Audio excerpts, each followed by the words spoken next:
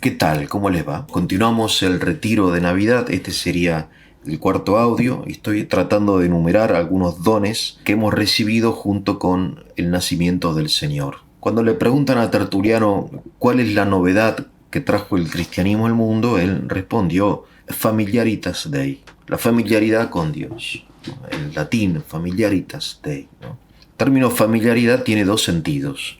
Un sentido negativo, que significa vulgaridad, ¿no? Que lamentablemente también nos permitimos, porque vivimos en un mundo vulgar, ¿no? Chato. Entonces a Dios se lo llama el flaco, el barba, etcétera, que no es la familiaridad que trajo Jesús, ¿no? La familiaridad que trajo Jesús está expresada en la exclamación del Padre Nuestro, ¿no? Es decir, cuando nosotros rezamos, llamamos a Dios Padre, ¿no? ¿Recuerdan ustedes aquel episodio? El Señor, enséñanos a orar, le piden los apóstoles. El Señor Jesús respondió, cuando oren digan, Padre Nuestro. En esta expresión, Padre, está contenido todo el mensaje evangélico. Y si quieren, toda la novedad del cristianismo. Porque antes a Dios no se lo llamaba Padre. Es muy raro encontrar en el Antiguo Testamento la expresión Padre, ¿no?, referida a Dios. Mucho menos en otras culturas, ¿no? Es decir, este sentimiento de familiaridad que tenemos con Dios, que está muy presente en la Navidad, porque en la Navidad vemos el rostro humano de Dios encarnado en un bebé, ¿no?, en el pesebre. Entonces, no hay nada tan humano y tan divino como la Navidad. San Gregorio llama al Señor Jesús el rostro humano de Dios. Entonces, claro, lo humano no nos resulta familiar y a través de la humanidad de Cristo llegamos a una relación familiar con Dios, pero familiar en el sentido, ya les digo, elevado, superior, no vulgar, ¿no?, de la familiaridad esta tan triste, ¿no?, de nuestra época, sí, en fin. Entonces, esto es fruto de la intuición de la fe, no es una idea, digamos, un concepto filosófico. Claro, la filosofía representa a Dios como un ser lejano, ¿sí?, distante, como un absoluto. Pero San Pablo dice que Dios no es un objeto, sino que es una realidad en la cual nosotros existimos. En Él, dice, somos, nos movemos y existimos, ¿no? En Él. Es decir, cuando nosotros conceptualizamos algo, ponemos distancia, lo objetivizamos. En cambio, la intuición de la fe nos permite percibir que nuestro yo está inmerso en un yo universal que es Dios. Todo ser particular y cada yo individual, cada yo humano, ¿no?, se encuentra como sumergido, existente, inmerso en este yo universal y personal que llamamos Dios, ¿sí? Vamos a hablar hoy un poquito acerca de esto, del yo, ¿no?, de la persona. Bueno, tenemos que rechazar obviamente el panteísmo. El panteísmo, que es también una de las formas del paganismo, que es una realidad muy compleja. El panteísmo supone la identidad de Dios con el mundo y el mundo, ¿no? O sea que las cosas son como chispas de un único fuego, como destellos, como rayos de una misma y única realidad. Y en este sentido, el yo sería una realidad ilusoria, falsa, aún más tiránica, porque nos produce sufrimiento. De modo que el hombre sería más feliz si se disolviera, si desapareciera en un ser superior, ¿no?, la Pachamama, no sé, el universo, como quien vuelve al cálido vientre materno, ¿no?, y se olvida de sí mismo. Bueno, esto puede ser, obviamente, un deseo de repente en personas que están sufriendo mucho, pero sin embargo nosotros entendemos que la existencia personal es un don. Es un don que, en cierto sentido, era desconocido en la antigüedad. Si la reflexión acerca de la persona surge en Occidente, en Europa, gracias al cristianismo. Porque la filosofía antigua, según algunos especialistas, era sobre todo una filosofía de la naturaleza. no de la persona, ¿no? ¿Qué es esto de la persona, ¿no? Vamos a, en primer lugar, a hacer un breve repaso de la teología cristiana, ¿no? Ustedes saben que la Iglesia, los santos padres, ¿no? Los grandes teólogos, que también fueron grandes hombres, grandes santos, y grandes mártires también, que sufrieron mucho por conservar la ortodoxia, eran, como todos nosotros, hombres, ¿no? Y el hombre, todo hombre, en el momento en que empieza a pensar y a percibir la realidad, formula en forma inconsciente un principio que es el principio de identidad. El principio de identidad dice que cada cosa es idéntica a sí misma. Sí, bueno, ustedes dirán, chocolate por la noticia. Sí, chocolate por la noticia. Cada cosa es idéntica a sí misma. Y junto a este principio de identidad, quizá antes que él, hay un principio que después la filosofía llamará principio de no contradicción, que dice que algo no puede ser y no ser al mismo tiempo y bajo el mismo aspecto.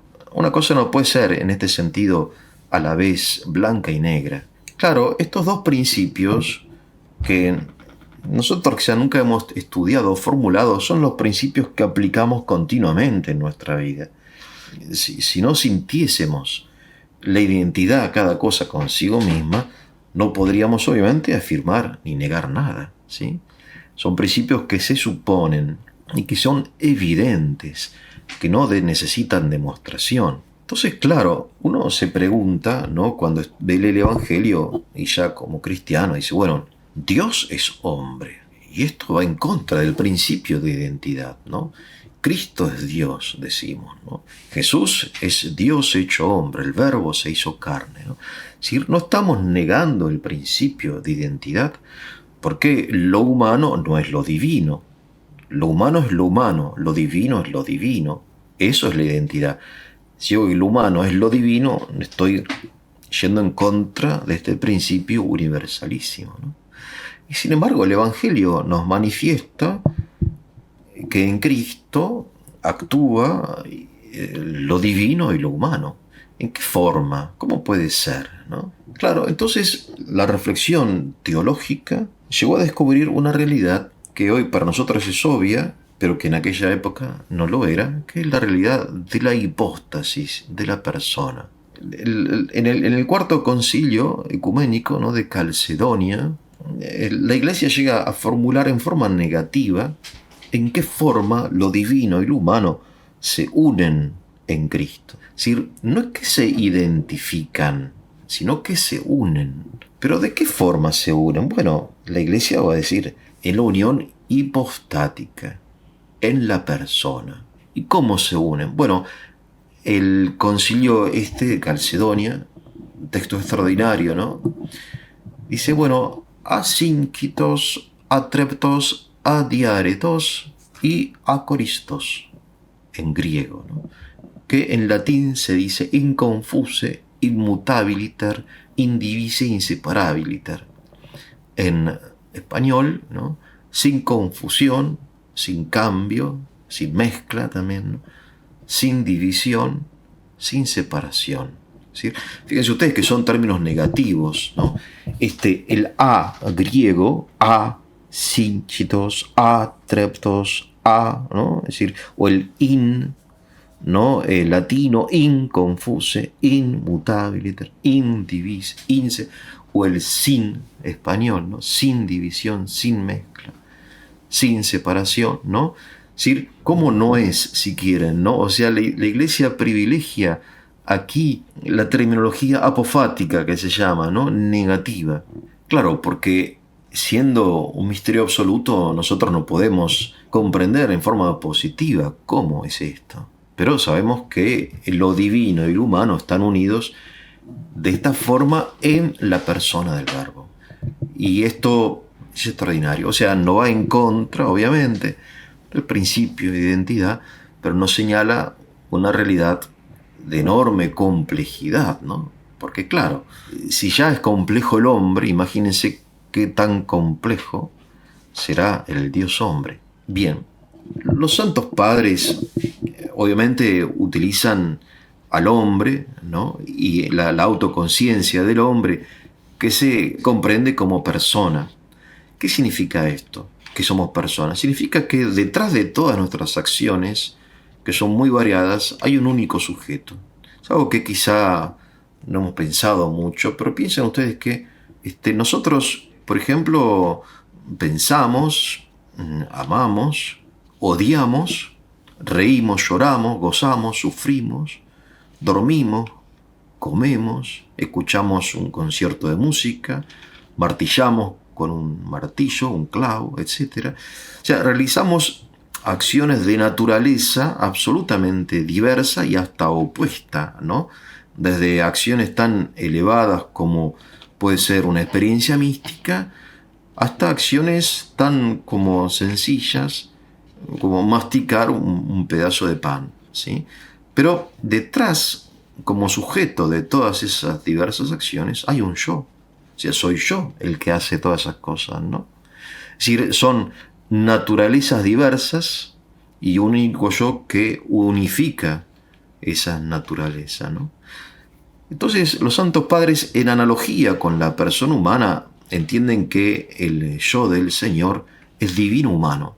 El yo, bien, ¿no? Es decir, el yo es una traducción, mejor dicho, una reducción del ego latino, que a su vez del ego griego, ¿no? Lo que pasa es que en el ego latino, la G, esta intervocálica que se llama, ¿no?, entre la E y la O, fue desapareciendo, como sucede en otros términos, y quedó eo, en lugar de ego, ego, ¿no? Entonces del ego procede el io italiano, eu portugués, el je francés, el yo castellano y el yo argentino, ¿no? O rioplatense, ¿no?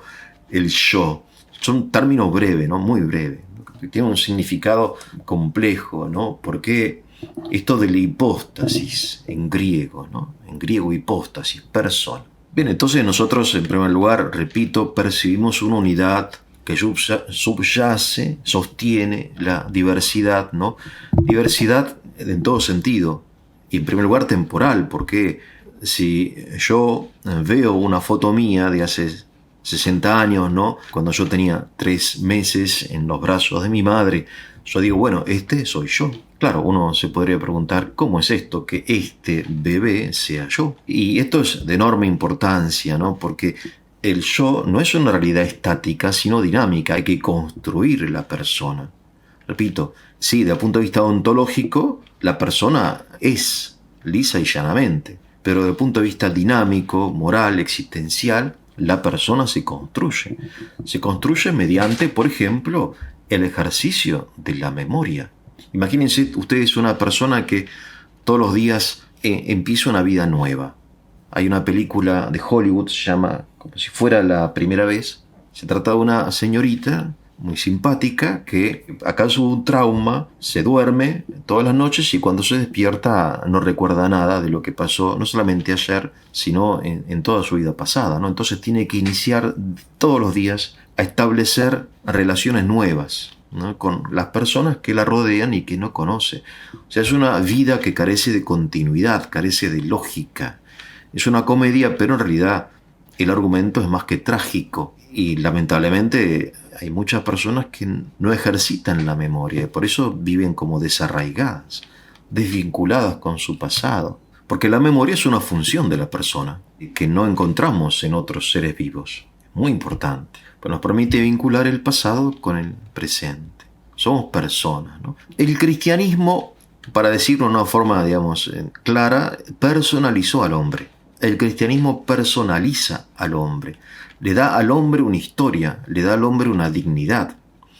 Un esclavo de la antigüedad, ¿no?, por ejemplo en la época del Señor, no se iba a sentar a escribir una biografía. Yo, ¿no?, fulano de tal, esclavo. No, porque su existencia es irrelevante. Pues el esclavo no es más que una cosa al servicio de su señor, más o menos como el buey que tiene en el establo. Su señor tiene esclavos, ¿no? Pero claro, cuando el cristianismo le anuncia al esclavo que el Hijo de Dios hizo hombre para salvarlo, ¿no?, como dice San Pablo dice, Cristo me amó y se entregó por mí. Pero no por Pablo, sino por cada uno de nosotros. Cristo me amó y se entregó por mí. Cuando un esclavo es consciente de que a pesar de que su existencia sea irrelevante para el imperio o para su dueño, es importante para Dios, ese esclavo se hace consciente de su yo. Es importante, ¿no? ¿Sí?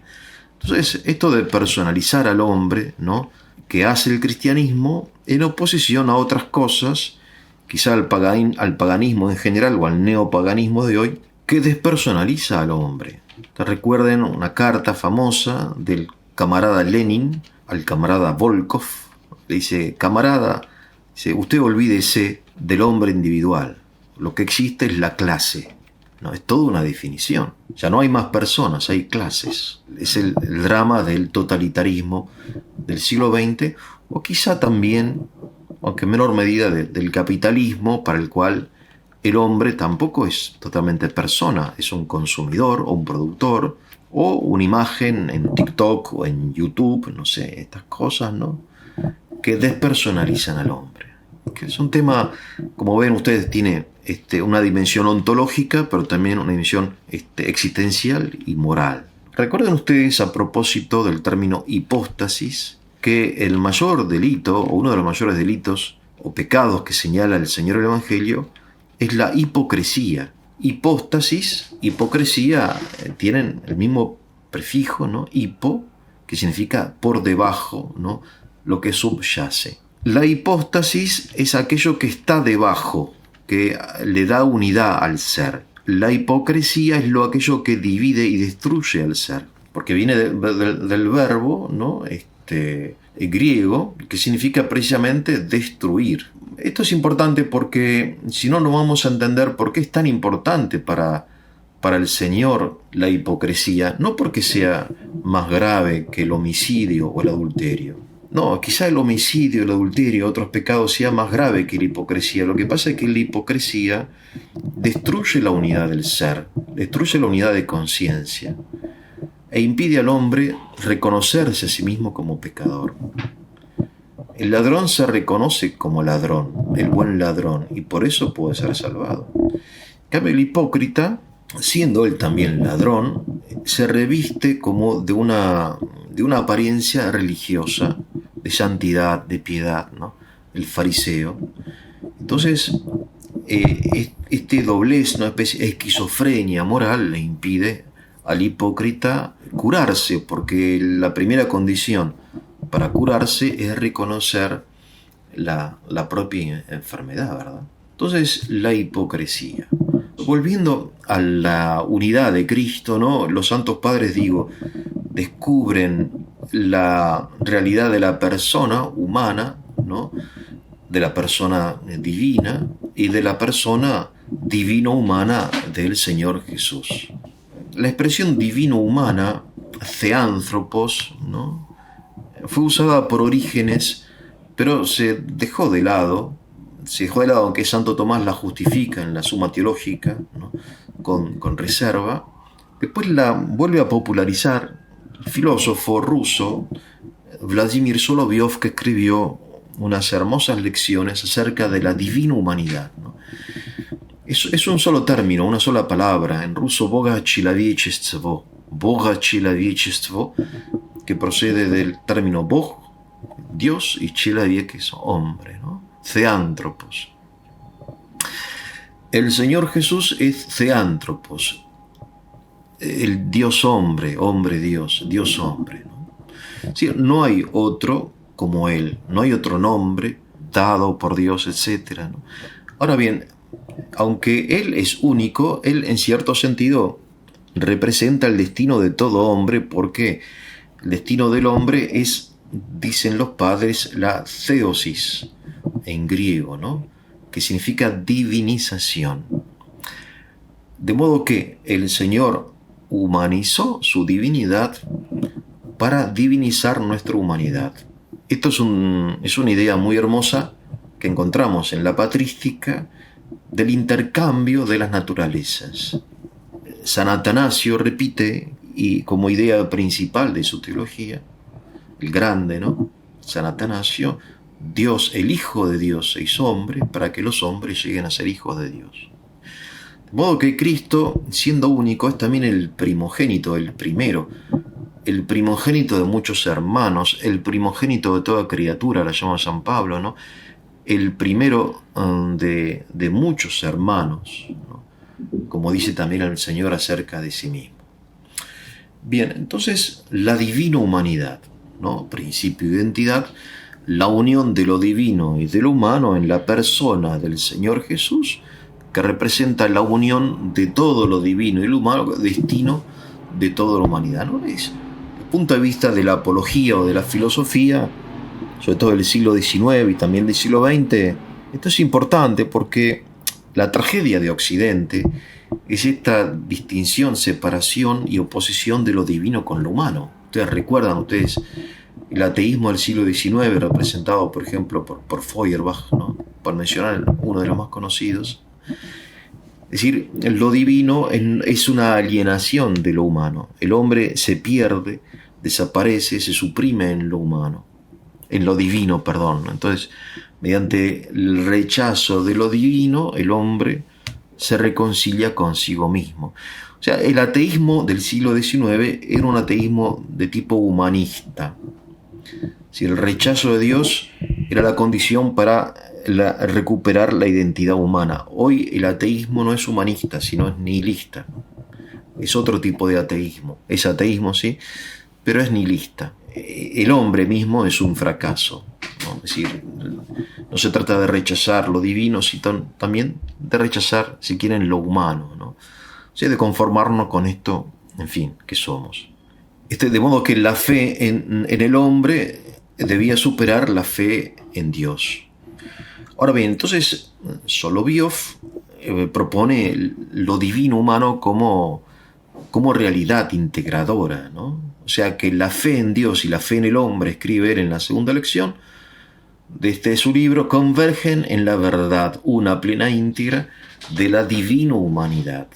La divina humanidad no es un hecho aislado que sucedió hace 2000 años en Belén, sino que es un proceso, es un desafío, cuya plenitud histórica sí celebramos en la Navidad, pero que se realiza diariamente cuando el hombre se percibe como miembro de esta persona universal que es el cuerpo místico de Cristo. Recordemos que la Iglesia también es una persona. De modo que en la Iglesia, que es esa porción de la humanidad redimida por Cristo, lo humano se transfigura, se ilumina, se sana, se eleva, de modo que se espiritualiza la sociedad, se salva, ¿no? Es decir, si bien después Solovyov va a traer como desarrollar toda la teoría, ¿no? En fin, en diversas direcciones, en la dirección del arte, de lo social, de lo político, en fin, de la civilización divino-humana, de la civilización, digamos, cristiana, ¿no? Bien, entonces nadie ha visto a Dios nunca jamás, ¿no? A Dios nadie lo ha visto, no podemos saber cómo es Dios, podemos mejor saber cómo no es. Sabemos que estamos en Dios, arraigados en Dios, no somos Dios, pero estamos presentes en Dios y Dios está presente, permanece en nosotros en una forma más íntima que nosotros mismos, ¿no? Dios es más íntimo a mí que yo mismo, dice San Agustín.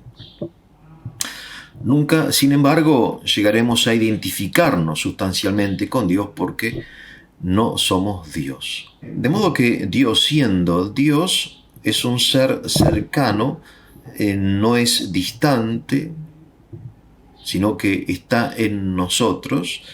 Y esto es una afirmación, antiintuitiva, porque cuanto más grande es una realidad, más distante, ¿verdad? O sea, el Sol es más grande que la Luna y está más lejos que la Luna. Es decir, cuanto más grande es una realidad, más distante, ¿no? Cuanto más alta es la dignidad de una persona, más inaccesible es. Si yo puedo llegar a golpearle la puerta a un concejal de mi ciudad, pero hablar con el intendente ya es medio difícil. Es decir, tomar un café con el gobernador es casi imposible y verle la cara al presidente de la nación, en fin, no es que lo quiera hacer, pero sería mucho más difícil. ¿no? Entonces, en la estructura jerárquica de los seres, digo, cuanto más alto es un ser, cuanto más poderoso es menos accesible. Bien, esta es la lógica natural. El Evangelio es contrario a esta lógica, porque Dios, siendo el ser más poderoso, es el más cercano, el menos distante. ¿Se dan cuenta? Es decir, nosotros como cristianos tenemos que ir en contra de esta intuición natural pagana que nos hace sentir a Dios precisamente algo así como en una forma jerárquica, ¿no? Sí, obviamente, Dios está por sobre todas las cosas y sin embargo es el ser más cercano. O más, no solamente es más cercano, sino que Dios se pone al servicio nuestro. El Hijo del Hombre no ha venido a ser servido, sino a servir. Bueno, acerca de esto en el próximo audio. Espero que haya sido de su utilidad, que tengan un muy buen día.